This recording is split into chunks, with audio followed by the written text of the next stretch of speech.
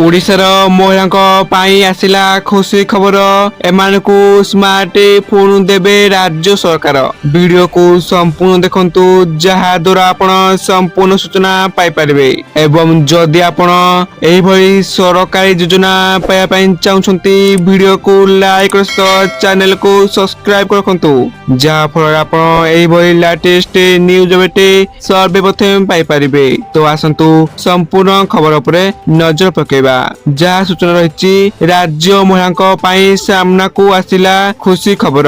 ओडिशा सरकार एमानकु देबे smart phone तेणु मिशन शक्ति महिला को मिलिबो स्मार्ट फोन नुआ ड्रेस एवं नुआ आई कार्ड दिया जीव नै उप मुख्यमंत्री प्रभाती परिडांक घोषणा। उत्कल दिवस यह मिलिबो बोली घोषणा करछंती प्रभाती परिडा एवं सेपटे सेही परी 2,80,586 स्वयं सहायक गोष्ठी अकाउंट को गला 197 कोटी 66 लक्ष 38,252 टंका बिना सुधरे महिला को लोन दियाजिब नहीं स्वयं सहायक गोष्ठी मानकु सुध फेरस्त कार्यक्रम उपमुख्यमंत्री प्रभाती परिडा जोगदे एही अर्थ प्रदान करिसेंती एवं पूर्वरु 3टी पर्याय 318 कोटी 30 लक्ष 16,685 टंका दिया जाइछि।